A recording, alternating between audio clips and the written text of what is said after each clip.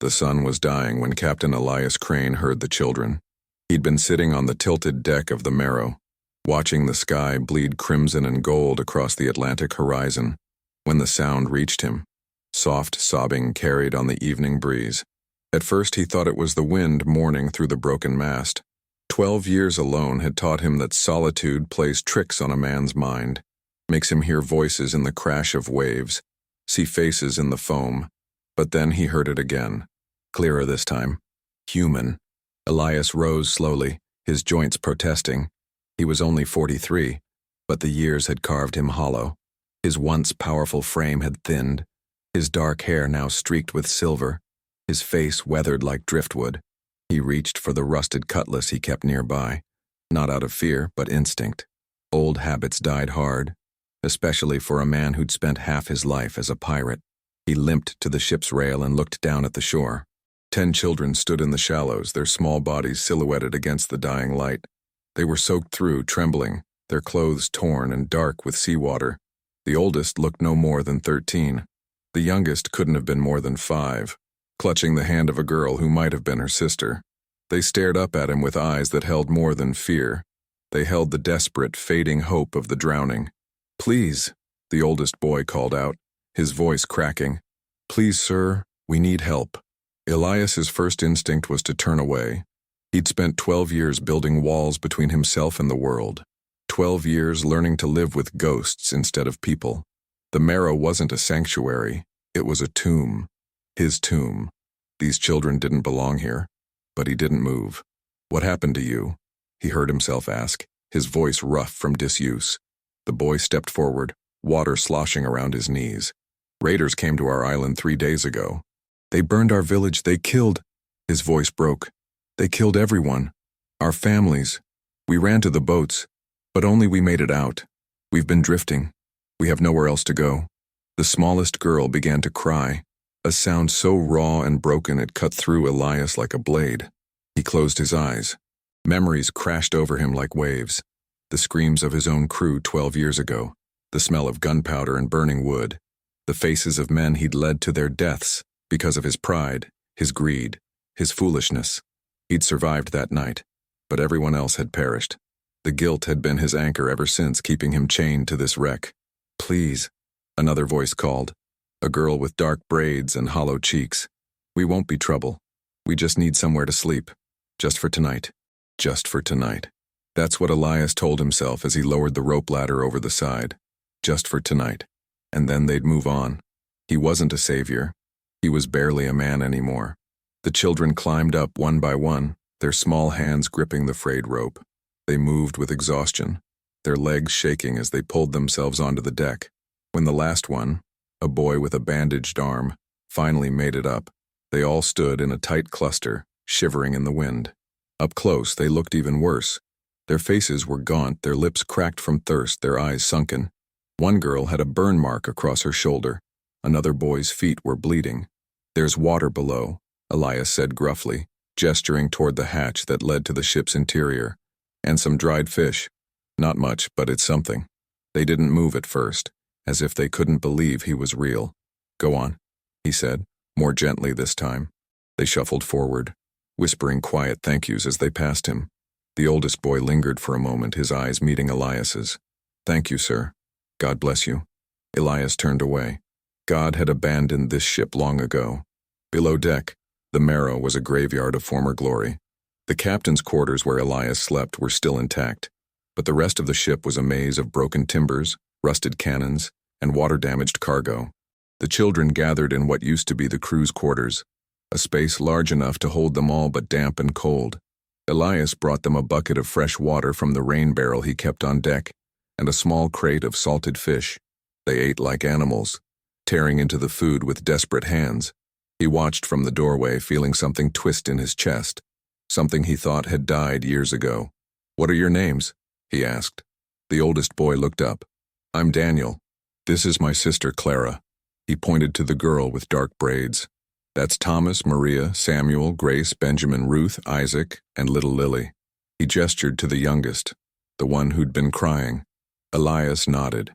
Names made them real, made them harder to forget. "How long were you at sea?" he asked.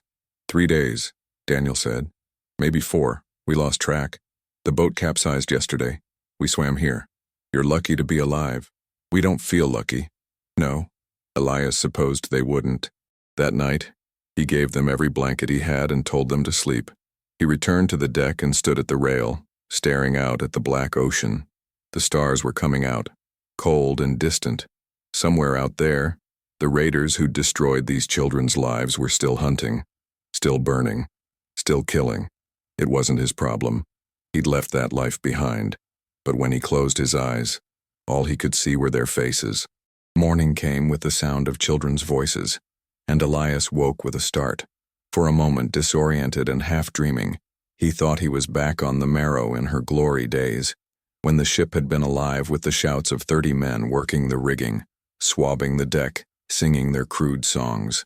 But those days were dead, buried beneath 12 years of silence and salt. He sat up on the captain's bunk and listened. The voices were higher, softer, laughter mixed with the splash of water. The children. He'd almost forgotten they were real. Elias pulled on his worn boots and stepped out onto the deck.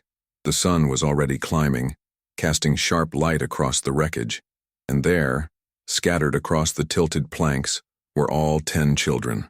Some were exploring the broken mast, others were peering into the cannons, and little Lily was giggling as she chased a seagull that had landed near the bow. Daniel spotted him first. "Good morning, Captain." Elias flinched at the title. "I'm not a captain. Not anymore. You have a ship," Daniel said simply. "That makes you a captain. I have a wreck. It's more than we had yesterday." Elias didn't know how to respond to that, so he didn't. Instead, he walked to the water barrel and filled a tin cup, drinking slowly while he watched the children. They moved with a strange mixture of exhaustion and relief, like prisoners who'd just been freed, but didn't yet believe they were safe. Clara approached him, her dark braids tangled with salt. "Mr. Crane, is there anything we can do to help? We don't want to be a burden. How do you know my name?" "It's carved on the ship's bell," she said, pointing to the tarnished brass bell hanging near the stern. Sure enough, the engraving was still visible beneath the corrosion. The Marrow, Captain E. Crane, 1848. He'd forgotten it was there. "You can help by staying out of trouble," Elias said. "This ship isn't safe. Half the boards are rotted through.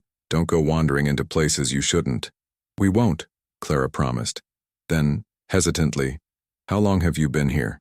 "Alone?" 12 years. Her eyes widened. That's longer than I've been alive." Elias felt something cold settle in his chest. 12 years. It sounded even worse when someone else said it. "Why did you stay?" she asked. "Because I had nowhere else to go." It was the truth, but not all of it. The full truth was darker, heavier. He'd stayed because he deserved to stay, because living here was his punishment for the men he'd lost, for the choices he'd made. But he didn't say that. Children didn't need to carry his ghosts. By midday, the children had settled into a routine. Thomas and Samuel, 2 boys around 10 years old, had taken it upon themselves to patch a hole in the deck using pieces of driftwood they'd found on the shore. Grace and Ruth, twin girls with matching freckles, were attempting to clean out one of the flooded storage rooms below deck. Benjamin and Isaac worked on untangling a mess of old fishing nets, hoping to catch something for dinner. Elias watched them work with a mixture of amazement and unease. They moved with purpose, as if they'd decided that the Marrow wasn't just temporary shelter. It was home. "Captain Crane!"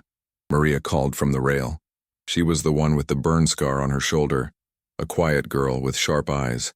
"There's a school of fish near the hull." Elias walked over and looked down. She was right. Silvery shapes were darting through the clear water. He grabbed one of the old harpoons he kept in the storage locker and handed it to her. "You know how to use this?" "My father taught me," she said, her voice suddenly distant. "Then show me what you learned." She took the harpoon, balanced it carefully, and waited. When the moment came, she threw with surprising accuracy. The harpoon plunged into the water and came up with a fat mackerel writhing on its tip. The other children cheered. "Well done," Elias said, and meant it. By evening, they'd caught enough fish for everyone. Elias built a fire in the old iron stove below deck, something he rarely bothered with when he was alone, and Clara helped him cook the meal. The smell of roasting fish filled the ship, warm and almost comforting. They ate together in the crew quarters, sitting on crates and coils of rope. For the first time in 12 years, Elias wasn't eating alone. The children talked as they ate, sharing stories about their island. How Daniel and Clara's father had been a fisherman, how Thomas had once caught an eel as long as his arm, how little Lily was learning to read before the raiders came. What were the raiders like? Elias asked, though part of him didn't want to know. The laughter stopped. Daniel's face hardened. They came at night. 10 men, maybe more. They had guns and torches. They didn't ask for anything. They just started burning. We ran to the boats, but most people didn't make it. Did you see their faces? One of them, Daniel said. The leader. He had a scar across his throat and a voice like gravel. He laughed while the village burned. Elias's jaw tightened. He knew men like that. Had sailed with men like that once upon a time. Men who took because they could, who destroyed because it made them feel powerful. They won't find you here, he said, though he wasn't sure he believed it. How do you know? Ruth asked, her voice small. Because this island is forgotten. No one comes here. Not anymore. But even as he said it, a dark thought crept into his mind. If the children had found this place, others could too. That night, after the children had fallen asleep, Elias climbed back to the deck and stood watch. The ocean was calm, the stars bright and cold overhead. He told himself he was being paranoid.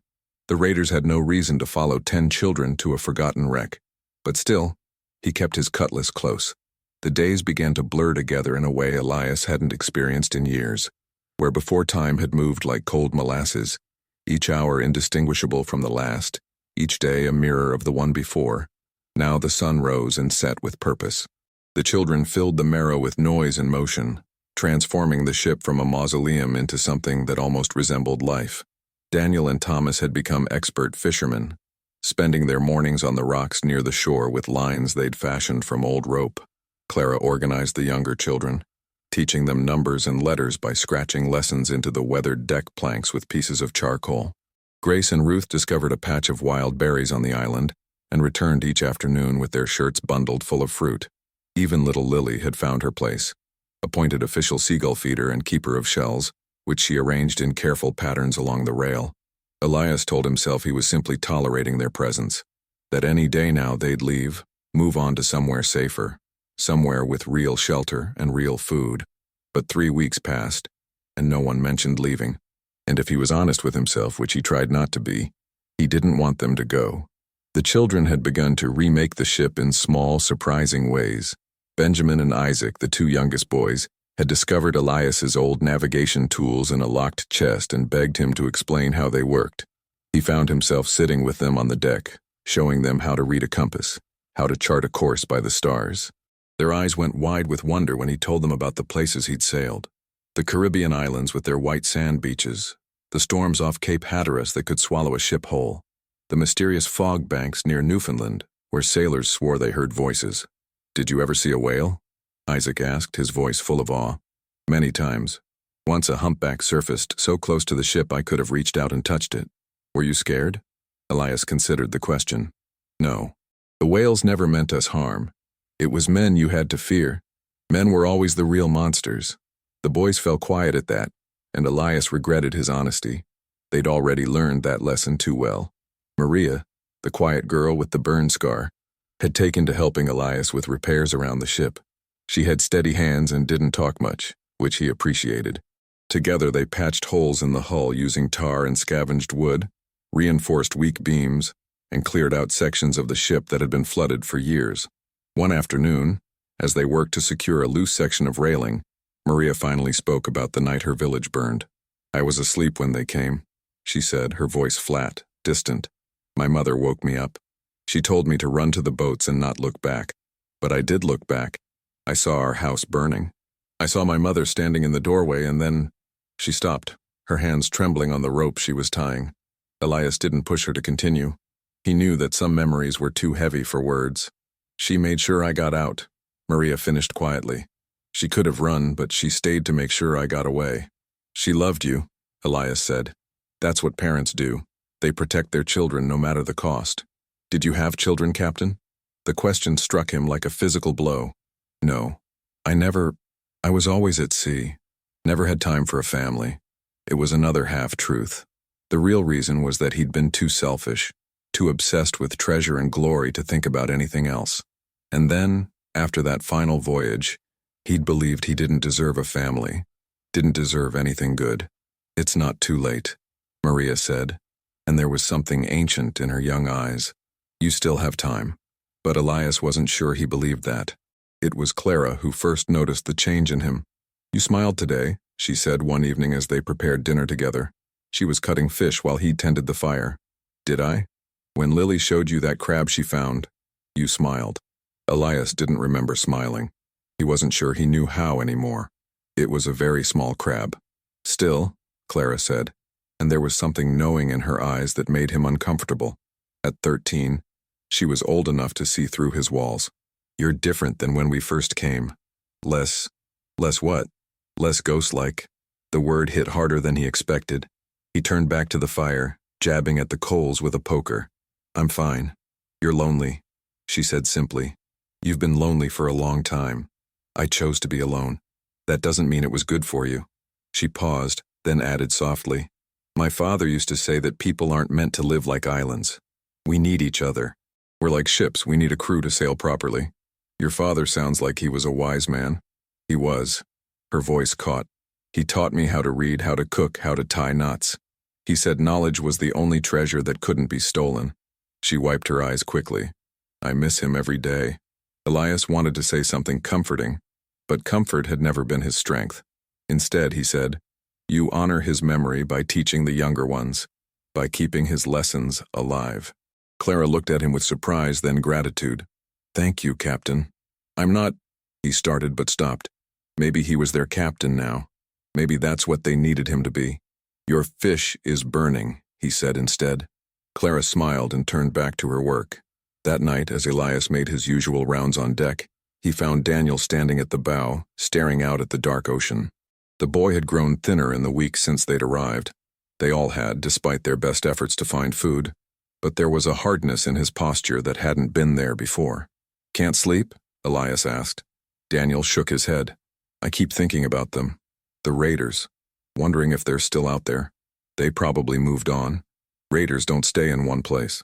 My father used to say that evil always comes back, that it circles like sharks." Daniel's hands gripped the rail tightly. "Before he died, he made me promise to take care of Clara, to protect her. But how can I protect anyone? I'm just a kid. You're stronger than you think. You got them all here. You kept them alive when most would have given up. But what if that's not enough? What if they come back and I freeze? What if I can't?" "Daniel," Elias put a hand on the boy's shoulder. "Fear doesn't make you weak. It makes you human. Every man I ever sailed with was afraid at some point. The difference between a coward and a brave man isn't the absence of fear. It's what you do despite it." Daniel looked up at him, and in the moonlight, Elias could see tears on the boy's cheeks. "I don't know how to be brave." "You already are. You just don't recognize it yet." They stood in silence for a moment, listening to the waves lap against the hull. Then Daniel asked the question Elias had been dreading. "If they come, will you fight them?" The question hung in the salt air like a challenge.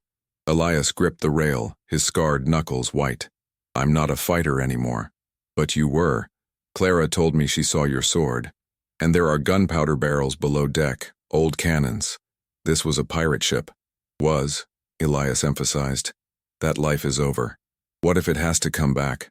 What if they find us?" "They won't." But Daniel's eyes held no faith in that promise. The boy had seen too much, lost too much. He knew better than to believe in safety. "I'm 13, Daniel said. "Old enough to fight, old enough to protect my sister and the others. But I don't know how.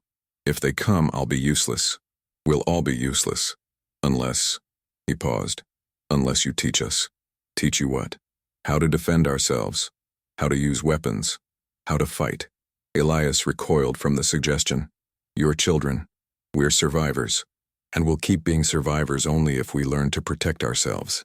The logic was sound, but everything in Elias rebelled against it. These children had already lost their innocence, their families, their homes. Teaching them violence would steal what little childhood they had left. But Daniel was right about one thing. If the raiders came, innocence wouldn't save them. "I'll think about it," Elias said finally. Daniel nodded, understanding that was the best he'd get for now. "Thank you, Captain, for everything." for giving us a home when you didn't have to. After Daniel went below, Elias remained on deck, wrestling with ghosts.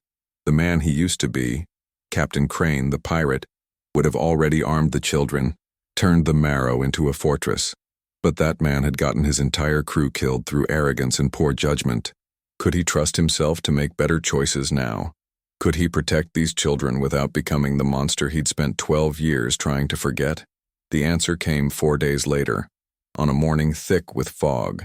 Elias woke to silence, the wrong kind of silence. No children's voices, no laughter, no splashing in the shallows. He grabbed his cutlass and rushed to the deck. The children were there, but frozen. All 10 of them stood at the rail, staring toward the shore. Following their gaze, Elias felt his blood turn to ice. A ship sat anchored in the bay, maybe 200 yards out. She was a brigantine, sleek and well-maintained, her sails furled, but her deck clearly occupied. Even through the fog, Elias could make out figures moving on board. At least a dozen men. The ship's figurehead was clearly visible, a carved woman with a serpent coiled around her body. "Is it them?" Clara whispered, her voice barely audible. Daniel's face had gone white. "That's their ship. I recognize the figurehead. The leader called it the Medusa." Elias's mind raced. The raiders had found them.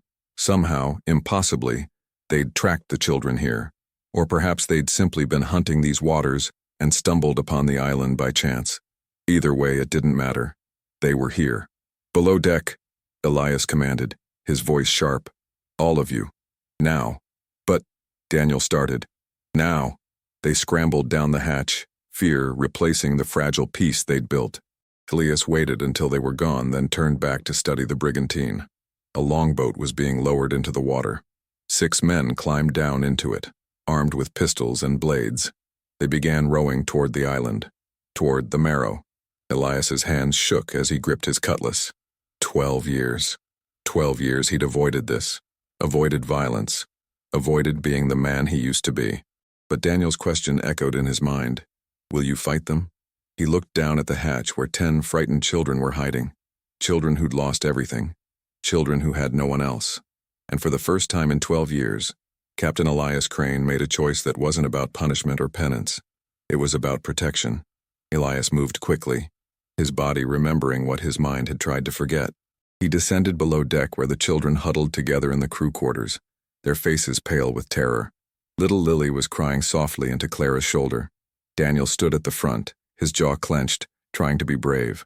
"Listen to me carefully," Elias said, his voice low and steady. "I need you to stay down here and stay quiet. No matter what you hear, don't come up. Don't make a sound. Do you understand?" "What are you going to do?" Clara asked, though from the look in her eyes she already knew. "What I should have taught myself to do weeks ago." He turned to Daniel. "There's a storage compartment behind that pile of crates in the corner. It's hidden. They won't find it unless they tear the ship apart. Take everyone there and seal it from the inside. There's enough air for a few hours." "You're going to fight them," Daniel said. Not a question, a statement. "I'm going to try. Let me help. I can—" "No." Elias's voice was iron. "Your job is to protect them. That's what your father asked you to do, and that's what you're going to do. If something happens to me, if they get past me, you wait until nightfall, and then you take everyone to the far side of the island. There's a cove there with caves. Hide there until they leave." "Captain." "That's an order, Daniel." The boy's eyes glistened, but he nodded.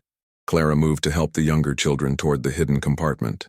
As they filed past, each one looked at Elias with a mixture of fear and desperate hope. Maria squeezed his hand. Samuel whispered, "Come back." Ruth and Grace held each other tightly. Little Lily broke free from Clara and ran to Elias, wrapping her small arms around his leg. "Don't let the bad men get us." He knelt down, meeting her tear-filled eyes. "I won't. I promise." It was a promise he had no right to make, but he made it anyway. When the children were hidden, Elias returned to the deck. The longboat was halfway to shore now, cutting through the calm water with steady strokes. He could see the men more clearly, rough, scarred, armed to the teeth, pirates, raiders, men who killed for sport and profit, men like he used to be. He forced the thought away and moved with purpose. The old cannons along the Marrow's port side were rusted and unmaintained, but 2 of them might still fire. He'd kept a small cache of gunpowder dry over the years, not for any particular reason, just habit. Now that habit might save their lives. He loaded the first cannon with powder and shot, his hands moving through the familiar motions. 12 years fell away.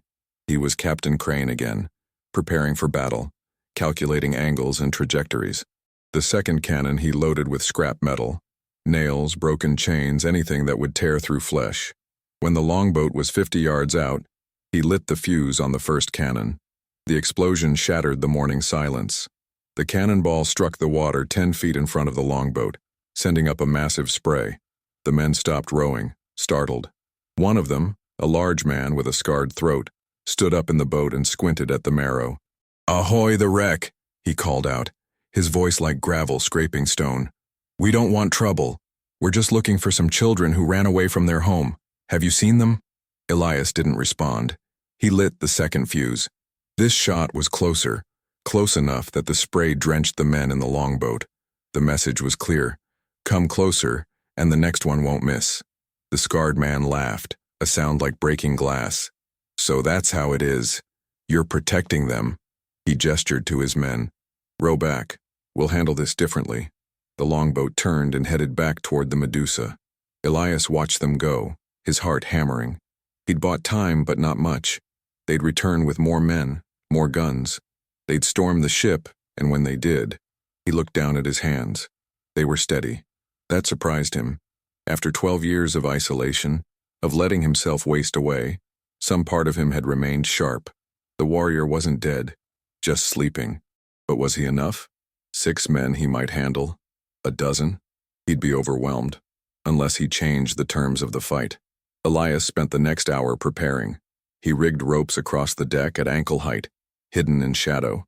He pried up loose boards to create gaps that would catch unwary feet. He positioned barrels of tar near the rails. Not much, but if lit, they'd create smoke and chaos. Every dirty trick he'd learned in 30 years at sea he put to use. Finally, he went to his quarters and opened the sea chest at the foot of his bed. Inside, wrapped in oilcloth, was the weapon he'd sworn never to touch again. A pair of flintlock pistols, engraved with his initials, and the cutlass that had taken more lives than he cared to count. The blade was still sharp. He'd maintained it out of habit, even when he'd convinced himself he'd never use it again. He strapped the pistols to his belt and held the cutlass, feeling its weight. Memories flooded back. Boardings, duels, the screams of dying men, the smell of blood mixing with salt water. His hands began to shake. "You're not that man anymore," he whispered to himself. "You're not fighting for treasure or glory. You're fighting for them." The words steadied him. By noon, the Medusa had moved closer. 2 longboats were being lowered now, each carrying 8 men, 16 total. Elias's mouth went dry. Too many. Far too many. But he'd made a promise to a little girl, and this time he wouldn't break it. The boats came fast, the men rowing with synchronized precision. Elias waited until they were 30 yards out, then lit the tar barrels. Thick, black smoke billowed across the water, obscuring vision. He heard confused shouts from the longboats. When they emerged from the smoke, they were closer than expected. 20 yards out, Elias fired his first pistol. A man in the lead boat screamed and fell into the water. He fired the second pistol. Another man clutched his shoulder and collapsed. "Rush him!" the scarred leader shouted. "He's only got 2 shots." The boats hit the hull of the Marrow simultaneously. Men swarmed up the rope ladders they'd thrown, shouting and cursing. Elias grabbed his cutlass and met the first man who reached the deck. The raider swung a club. Elias ducked, pivoted, and drove his blade through the man's midsection. The raider fell without a sound. 2 more came at him together. He parried one blade, kicked the other man in the knee, and slashed across both their throats in a single fluid motion. Blood sprayed across the weathered deck. The muscle memory was terrifying in its completeness. His body knew this dance, had never forgotten it, but there were too many. A cudgel caught him in the ribs, driving the air from his lungs. A blade opened a gash across his forearm. He stumbled backward, and suddenly they were everywhere, surrounding him, pressing in with weapons raised. The scarred leader climbed onto the deck, grinning. Up close, he was even more terrifying, a wall of muscle and cruelty, his throat marked by a jagged white scar that looked like someone had tried to cut his head off and failed. "That was impressive, old man," he said. You've got some fight left in you, but it's over now. Tell us where the children are, and we'll make your death quick." Elias spat blood. "They're not here, they left days ago." "Liar, we've been watching this island for 3 days, nobody's come or gone." The leader stepped closer, his breath reeking of rum and rot. "You're protecting them. Noble. Stupid, but noble. Where are they?" "Go to hell." The leader's fist connected with Elias's jaw, snapping his head back. Stars exploded across his vision. Another punch to the gut dropped him to his knees. "Search the ship," the leader ordered his men. "Tear it apart if you have to. Find those children." As the raiders spread out across the Marrow, Elias's mind raced through the fog of pain. The hidden compartment was well concealed, but if they searched thoroughly enough, they'd find it. He needed to buy more time. Needed to... A sound cut through the chaos. A child's voice, high and clear. "Leave him alone." "No. God, no." Daniel stood at the top of the companionway, clutching one of Elias's old pistols in both hands. The weapon was nearly as long as the boy's forearm, and his hands trembled as he pointed it at the scarred leader. "Daniel, get back!" Elias shouted, but the boy didn't move. Behind him, Clara emerged, holding a rusty harpoon, then Maria with a knife, Samuel with a board studded with nails. One by one, all 10 children climbed onto the deck, armed with whatever they could find, forming a ragged line between the raiders and their captain. The scarred leader stared at them, then burst into laughter. Well, well, looks like we found them after all, and they're even braver than I expected." He drew his pistol and aimed it at Daniel's chest. "Drop the gun, boy, or I'll paint this deck with your—" The explosion was deafening. Daniel had pulled the trigger. The pistol's recoil knocked him backward, and he fell hard on the deck. But his shot had flown true. The scarred leader staggered, clutching his shoulder where blood bloomed through his shirt. "You little bastard," he roared. What happened next occurred in seconds but felt like hours. The raiders surged forward toward the children. Elias, fueled by desperation and rage, grabbed his fallen cutlass and launched himself at the nearest man. Clara thrust her harpoon into another raider's leg. Thomas and Samuel swung their makeshift clubs. The deck became a chaos of violence and screaming. Elias fought like a demon possessed. Every raider who came near the children he cut down. Blood slicked the deck. His vision narrowed to a red tunnel. He wasn't Captain Crane anymore, wasn't the broken hermit who'd spent 12 years in exile. He was something primal and terrible. A father protecting his children, even if they weren't his by blood. A blade cut deep into his side. He barely felt it. A raider tried to grab little Lily. Elias's cutlass took the man's hand off at the wrist. Another raider got past him and reached for Clara. Daniel appeared from nowhere and drove a knife into the man's back. The scarred leader, still bleeding from his shoulder, raised his pistol again, this time aimed at Elias's head. "Enough!" Everyone froze. "Enough!" the leader repeated, his voice shaking with pain and fury. "One more move and I scatter your brains across this wreck. Then I'll kill the children one by one until—" A sound like thunder rolled across the water. Everyone turned. Another ship had appeared in the bay, a naval cutter flying the American flag. On her deck, Marines were manning cannons, all aimed at the Medusa. A voice boomed across the water through a speaking trumpet. "This is the USS Portsmouth. Raiders of the Medusa, you are ordered to stand down immediately or be fired upon." The scarred leader's face went white. His men looked at each other in panic. Naval cutters meant prison, meant the gallows. "Retreat!" the leader shouted. "Back to the boats!" The raiders scrambled over the rail, abandoning their wounded, desperate to escape. Within minutes, both longboats were rowing frantically back to the Medusa. The brigantine's anchor was already being raised. Elias collapsed to his knees, his strength finally giving out. Blood pooled beneath him from the wound in his side. The children rushed to him, their faces streaked with tears and dirt and blood. "Captain," Clara cried, "you're hurt." I'm all right," he managed, though he wasn't sure that was true. The world was starting to spin. Daniel knelt beside him, pressing his hands against the wound to stop the bleeding. "You saved us. You kept your promise." Elias looked at the 10 faces surrounding him. These children who'd brought him back to life, who'd given him a reason to fight when he'd thought he had none left. You saved yourselves. I saw you. You were so brave. We learned from you," Maria said softly. As the Medusa fled and the USS Portsmouth lowered boats to come investigate, Elias felt something he hadn't felt in 12 years. Not redemption. He didn't deserve that. But perhaps something close to it. Purpose. Worth. A reason to live beyond guilt and ghosts. Little Lily pushed through the others and threw her arms around his neck, careful to avoid his wounds. You didn't let the bad men get us. You kept your promise. Always. Elias whispered, holding her close with his good arm. I'll always keep my promises to you. All of you. The naval officers who boarded the Marrow 20 minutes later found a strange scene. A bleeding pirate surrounded by 10 children who refused to leave his side, all of them sitting on the deck of a wreck that had somehow become a home. The officer in charge, a young lieutenant with kind eyes, knelt beside Elias. Sir, you need medical attention. We'll transport you to the mainland.